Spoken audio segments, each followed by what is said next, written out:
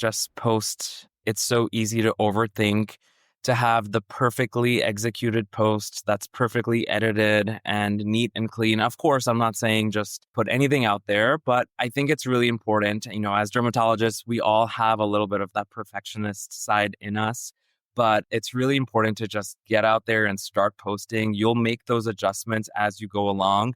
You're doing a lot of favors to people that don't necessarily have access to dermatologists or dermatology education, just by even showing up. And something that you might think as an aspiring sort of creator that you feel is just common knowledge may not be. Like what you know might be something completely unknown to somebody in a different state or a different country. And social media is a great and powerful platform. And I think it's really important to keep showing up. Hi, welcome back to the Med Creator 101 podcast, the go-to podcast for all HCPs. I'm Mimi Banks, founder and CEO of MB Social, and I'm here as always with my co-host, board-certified dermatologist, Dr. Dustin Portela. Hello again, Mimi. Always nice to be here. And today we're thrilled to be welcoming to the podcast Dr. Kunal Malik. Dr. Malik is a board-certified dermatologist and assistant clinical professor of dermatology at Mount Sinai Hospital in New York City. He's been recognized by the New York Times as a New York Rising Star Super Doctor 2 years in a row. He's not only a powerhouse in clinical and academic dermatology, but also has a dynamic voice on social media and in the world. And he's a friend to the podcast. We know Dr. Malik well outside of social media as well. So Dr. Malik, welcome to Med Creator 101. Thank you so much for the warm introduction, Dustin and Mimi. It's so fun, and I'm honored to be invited here to chat with you today, and I'm so excited. Thank you again. We're excited to have you. And before we start, we like to get to know our guests beyond their bio, as we say. Are you up to answer a few personal questions? Absolutely. I'm an open book. All right, great. Green screen or stitch? I like green screens. Okay. TikTok or Reels? It changes month to month, but these days I think TikTok. Dustin? I'm more Instagram recently, even though I have a bigger following on TikTok. I just feel like Instagram's been nicer to me the last month or two. Interesting. I'm Instagram all day, every day. That's like a whole other thing. Question, sunscreen, mineral or chemical? I tell my patients and followers all the time, any sunscreen is better than none. But if I personally had to choose, I would say mineral. Dustin? I tend to go more chemical sunscreens. Having facial hair, it doesn't gunk up quite as much. I think they're more cosmetically elegant for my personal use. Interesting. A very important question, not really to do with skincare, but coffee, before the clinic or after? Or both? Before and after, and depending on the day, throughout the day. Yeah. Before, during, and after. And then the one thing you can't skip, AM sunscreen or PM moisturizer? AM sunscreen. So do you skip your PM moisturizer then? I try not to, but we're all humans. If I had to pick, though, I would prioritize the AM sunscreen for sure. All right. Last but not least, your favorite spot in New York City? It's a hard question. There's so many great ones to choose from. I like being outdoors and touching grass, so to speak. And so the closest that we get to that in New York City is Central Park, I would have to say. I really like going to Bethesda Fountain. It's fun to people watch. There's people playing music all the time there. I take my dog there. So that's really nice. And what's your dog's name? Cricket. I don't think I knew that. Do you have a favorite spot, Dustin, in New York? I've spent most of my time in New York around Hudson Yards. I love the Equinox Hotel. They've got a great gym, lots of good spots to eat nearby, but I don't know enough about New York to have a favorite spot. So that might be kind of cliche. Just what's the High Line that you can walk right there? I mean, it's a nice area. I like it. I would say I lived by Madison Square Park for a long time. So that's one of my favorite spots. And that's also where I got engaged. So that will be a forever spot for me. I didn't know that's where Mike proposed. So he sure did. He actually had a whole plan to go to Washington Square Park, but there was some sort of a parade or something happening. So we had to make a quick game time decision and move his plans to Madison Square Park. And did you know it was coming? I will say that the day of, I had this weird feeling that something was happening because something weird was going on, but he was so chill. Ah, good for him.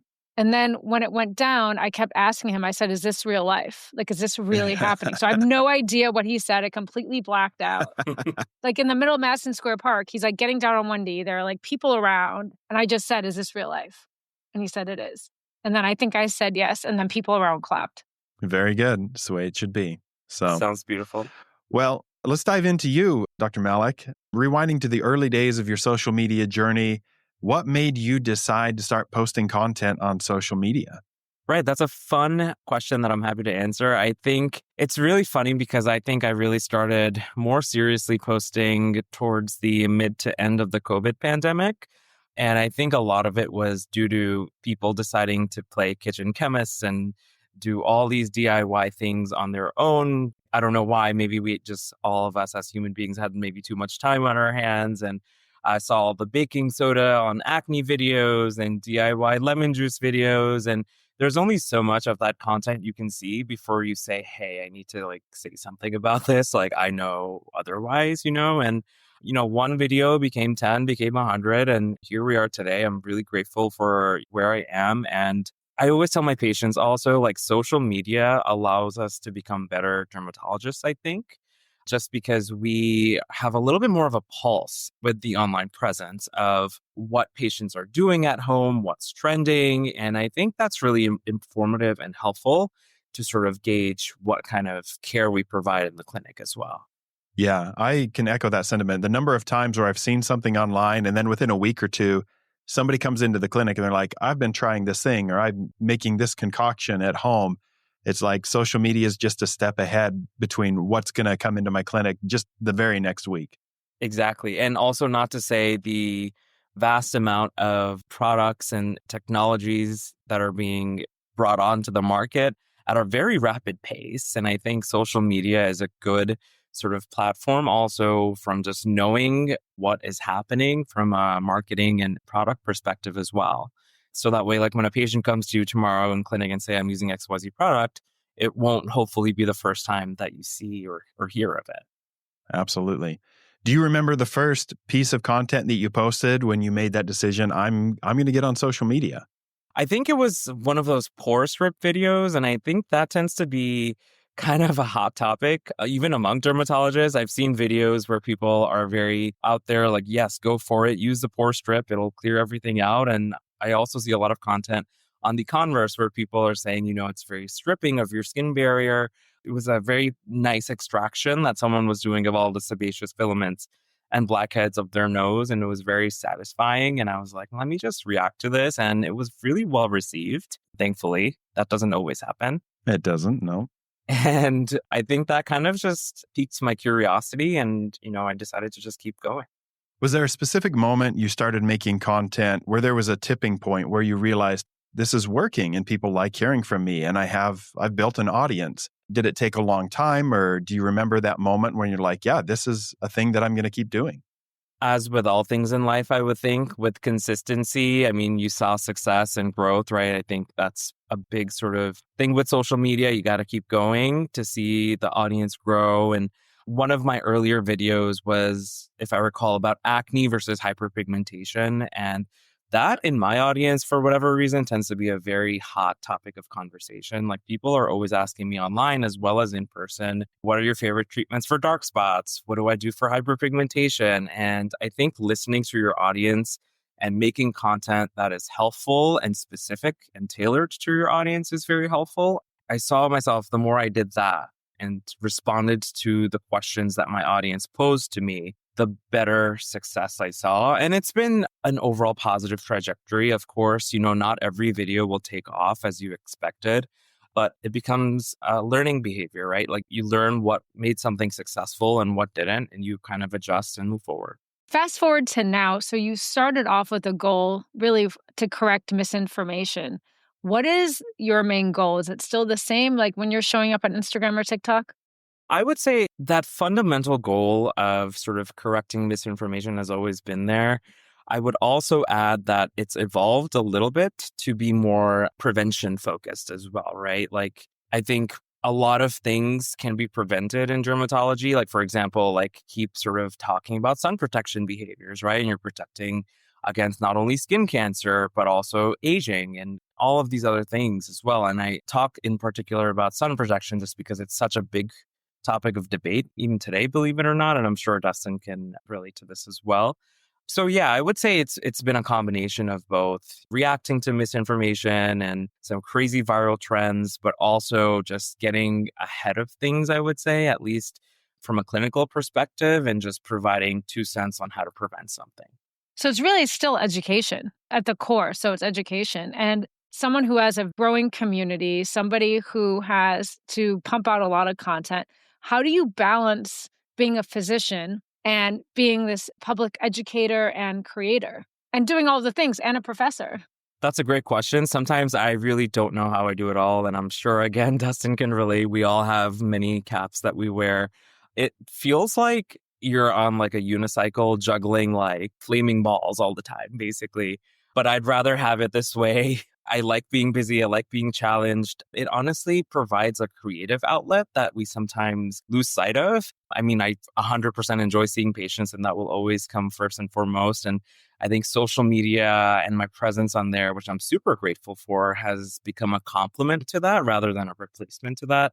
I try to batch film as much as I can. I'm always tweaking my methodologies and seeing kind of what works, what doesn't work, how I can be more efficient. Sometimes I'll film before clinic, sometimes between patients. I have a running list on Notepad of things my patients are asking me. So a rule for myself is if someone asks me the same question like 3 or 4 times in a week in clinic, that will most probably become a video at some point.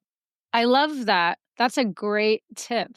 Yeah, I think we heard a similar thing from Dr. Doris Day when she was on the podcast that kind of keeps that running notes. And a lot of that content inspiration comes from her own patients. What questions is she seeing in the clinic that need to be addressed to a wider audience? What I want to drill down on is this idea of like content pillars or brand identity, and wonder if you've put thought behind that, if it's I'm going to just answer questions, I'm going to debunk misinformation, but is there like a core to your content of like, these are my core beliefs, my content pillars, things that I want to make sure that I'm consistently touching upon?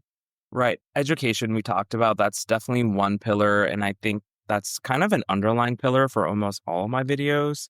I also want to be, someone who shows up on these platforms in a relatable way. I think it could be very intimidating from a patient or person perspective to sort of just follow and listen to a dermatologist. Like, we have a lot of training and a lot of experience, and we've learned a lot in medical school and residency and even after and seeing patients. And I think it's important to sort of package all of the knowledge that we have into bite-sized sort of snackable bits that people can actually relate to. Like, my goal in creating all of the content that I do is to show up as kind of like a friend for people that just kind of knows about skin and hair and nails and really breaks things down in an understandable way. So I would say that's probably one of my content pillars as well. And then also another important point that I want to touch upon is the lack of representation in dermatology. I think still across all other sort of fields in medicine, dermatology is still something that could use a little bit more diversity. And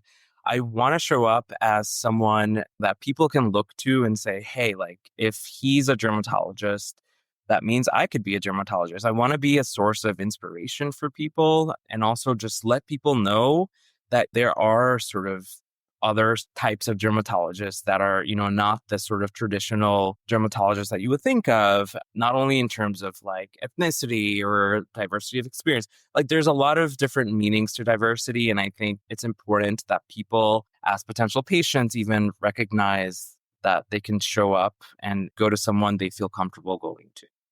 We've never talked about that before. I love that, though, because it's also in social media, and you think about a brand, people want to see people that look like them. And you can say, oh, he's giving me advice. He understands my skin. He understands me. He looks like me. So you provide that inspiration, as you said. Not only does he look like me, but now I can be like him. And I want to be like him because they see you. They see what you're doing. They see how you do it. And maybe you give them ideas that they never thought were possible. That's the hope. Growing up, also, there were not many dermatologists who looked like myself in the field. And so overall, as a field, I think that's something that we can work on. And I think having these social media platforms where we have, large followings and audiences to speak to provides a great vehicle for that change to happen over time. So that's important too. You talked about the approachability of your content and wanting people to feel comfortable following a doctor online. Do you show much of your personal life, or how do you enhance that approachability and make yourself more relatable while still maintaining, the professional boundaries? Right. That's something that's a fine line to juggle for sure. I don't consider myself like an exclusively lifestyle type of creator. The majority of my content is educational. I do add sort of relatable spins to like how I'm talking to people in terms of listening to my audience, right? Like, so if I'm talking to someone Gen Z or Gen Alpha, I might say things in a different way than I would to someone like a fellow millennial like myself. And just recognizing these subtle differences and showing up and talking to people, I think is important. I like to sprinkle in bits of lifestyle into my content as well, particularly when it comes to sort of Instagram and TikTok stories. I think it's helpful to be relatable from that aspect. But yeah, it's something that I'm kind of working and juggling on myself. That was a question I had too, is trying to understand what you're going to put on stories versus the main feed for Instagram and TikTok. When somebody's following you, they can see your story. And so stories are not a great way to gain new followers, although it's possible that new followers might see them. So it sounds like you kind of reserve the stories for a little bit more of your personal, like who you are, what you're doing, so that people can connect with you in a way beyond like, here's somebody that's lecturing at me. Right. I think people at the end of the day want to engage with someone who is a person, right? Who is a human being. And I think the personality and the relatability and showing up in an authentic way is important to me. Like, we're not just like walking medical textbooks, right? Like, people, if they really wanted to figure something out, could easily Google it, could find an encyclopedia. Like, we have a wealth of resources at our disposal. I think the personality and the relatability is really important. And I think the stories feature on both Instagram and TikTok is helpful to sort of provide a little glimpse into your personal life as well. So just answering your original question, like things that go on the main feed on Reels or TikTok will be things that I find people would want to keep going back to, reactions that are interesting, something that can sort of stay there and be evergreen in a way. Whereas stories are a little bit more fleeting and gives a personal BTS kind of look into my life. One of the downsides of building a community is sometimes you get some negativity coming in on the comments, whether that's people that are trying to personally attack you or they're coming in and trying to say that you're wrong and they're spreading misinformation on your content. How do you approach kind of the dark side of social media, people that are spreading misinformation or negativity? I've certainly seen it, as I'm sure we all have. And I think it's important to recognize, these people are not personally coming for you. They just, maybe it's lack of information, right? And so I like to not take things personally. I mean, as hard as that might be, I think kill them with kindness is a good sort of motto to sort of adhere to. And the vibe of my page is overall very educational. And I think spinning things in responding to these negative comments from an educational standpoint goes a long way. I think that that's a really great approach, and you're not letting it derail you from what your overall mission is. You don't have to give a lot of energy to people that aren't bringing positivity to you. I like that kill them with kindness approach. One of the reasons that people might see some negativity is when they start doing brand partnerships, and you've had the opportunity to do several brand partnerships. And it's a blessing to be able to do that as you grow on social media. How do you choose the companies that you're going to work with? And how do you create branded sponsored content that remains authentic and true to your page?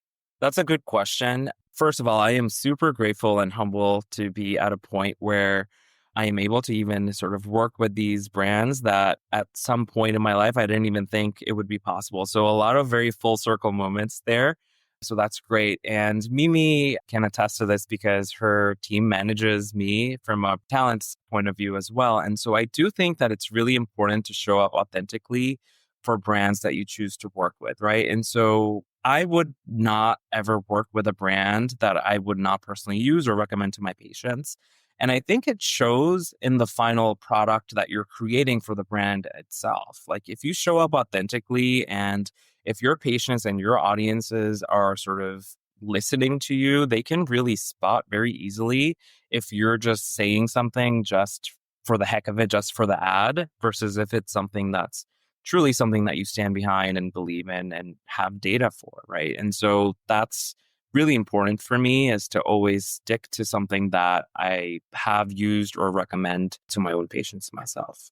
We talk about that a lot, Dustin and I, about being authentic and actually walking the talk. And even if you don't have a partnership, start off by sharing the product or sharing something on social that you're passionate about. And eventually, the partnership will most likely come because the brand watches for people, specifically physicians that are passionate about their products. Number one. And then number two, the ability, I heard you say something about the science backed or the data behind it. And so Dustin and I recently had Dr. Tommy Martin on, and we had a conversation about how important it is to have that information for any kind of partnership or make sure that that's available because as a physician, you do have that oath and you do have the responsibility to have the backup.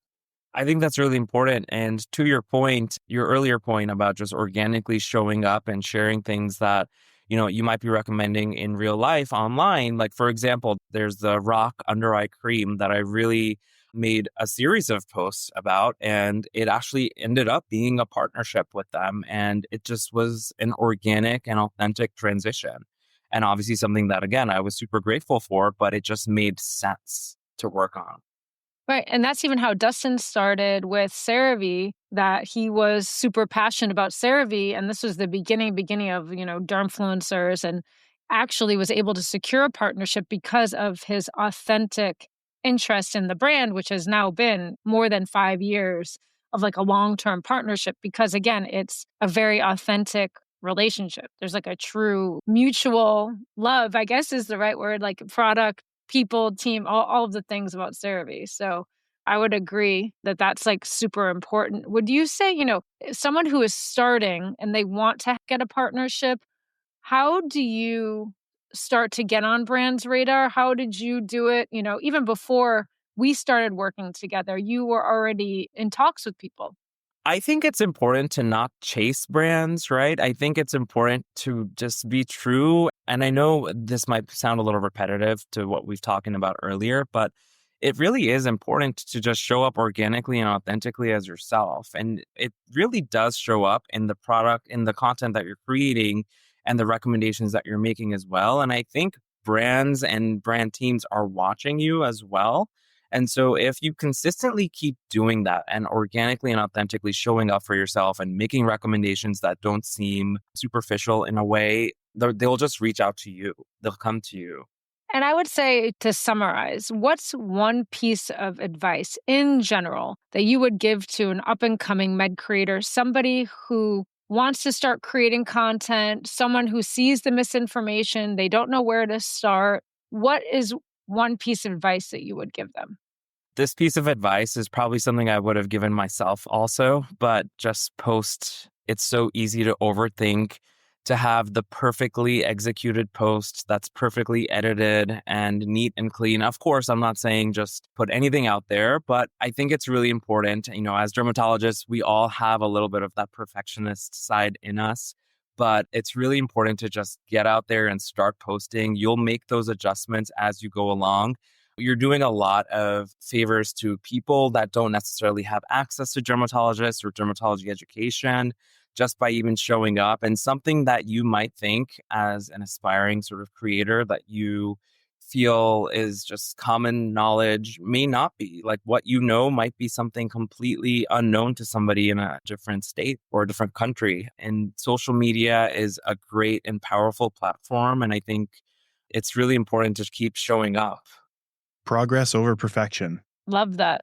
We've all traveled this course to become a medical professional, and the first time you put stitches in somebody in the ER versus what you're doing now, there's progress. You can't wait until you're perfect at something. The best dermatologists and plastic surgeons in the world, their first cases in residency were not the kind of cases that they're doing now. And the same goes for social media, is that there are experts that we can look at and we can see, man, they do it so well. It seems so easy. It's so nice, the editing, the lighting, everything.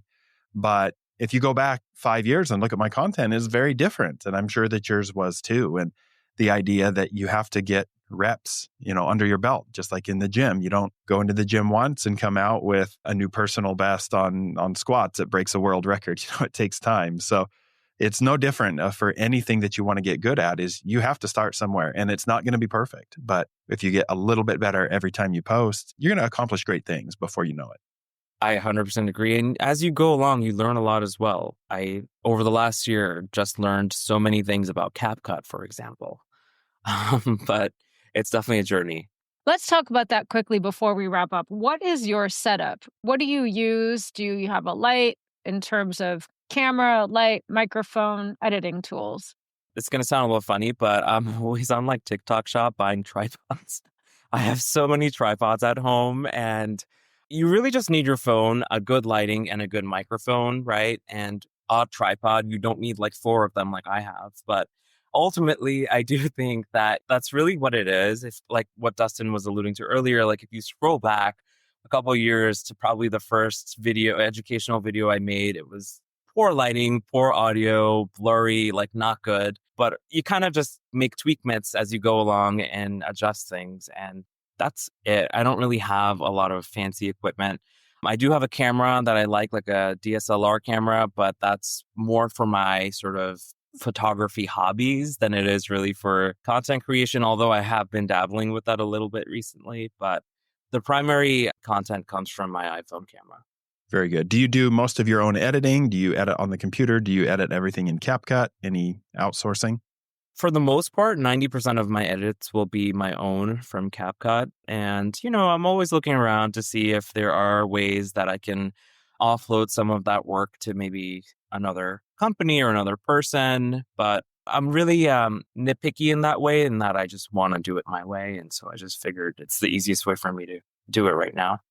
And that's good. It just shows that you don't have to have an army of people behind you to be successful on social media.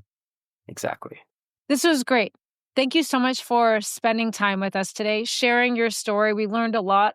Thanks for having me. I'm honestly so honored that people like you and Dustin are inviting me to a podcast. Like Dustin, you are a creator that I look up to. So great job, and keep going. And I'll keep going too in your footsteps. Well, thank you. That means a lot. I appreciate that. Before we let you go, tell everybody where they can find you online if they want to follow you and see the kind of content that you're making.